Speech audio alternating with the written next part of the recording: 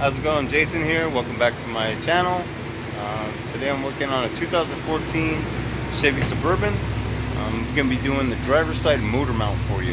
So please click that like button, subscribe down below. Let's get into the video. Alright, here we are on the driver's side. We are going to be replacing this motor mount. Because when I power jack the vehicle, this motor mount right down there is broken. So first step, what we're going to do is we're going to get this intermediate drive shaft off. There is a 11mm bolt down here, right there, and take that off. This one right here is a 15. We're going to take that off, and this right here will slide up. As soon as it slides up, we can pull up on this, and that's your intermediate drive shaft. The whole thing will come off. Okay, our next step, what we're going to do is these three 15mm bolts. We're going to take those bolts out. So get those bolts out and we'll move on to the next step. Okay, now that those bolts are out, our next step is we're going to pull this engine cover off right here.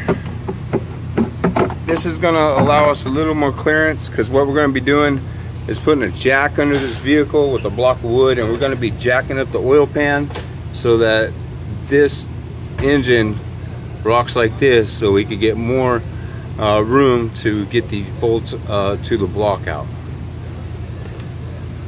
Okay, I do have it jacked up down here,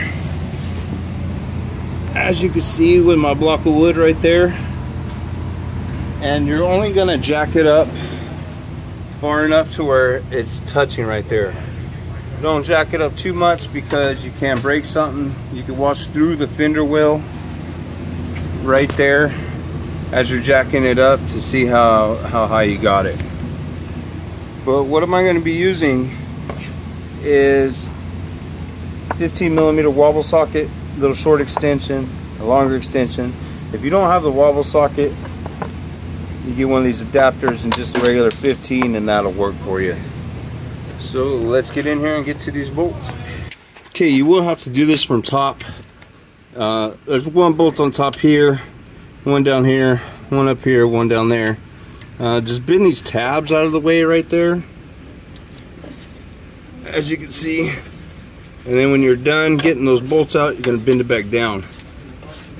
Now this wire, just kind of move it out of the way, and this motor mount will come up and out right through this area right here. It'll come out. So let's wiggle and get it out. As you can see, I kind of pulled it out through here, and it'll come right out. And your new one, same thing. Just go back in and put those bolts in. Now you will have to put these bolts in blind, so bend those tabs back. I recommend starting the bottom bolt first. Make sure to get all 4 bolts in before you tighten them, because if you tighten 2 bolts before you tighten the other 2,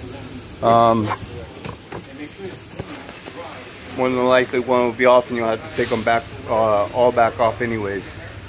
But this job takes anywhere from 30 to 45 minutes. That wobble socket will be your friend if you have it. If not, it's still not too hard to do. But yeah, that's about as hard as it gets for this driver's side motor mount. I hope you like this video. Thanks for watching. Until next time.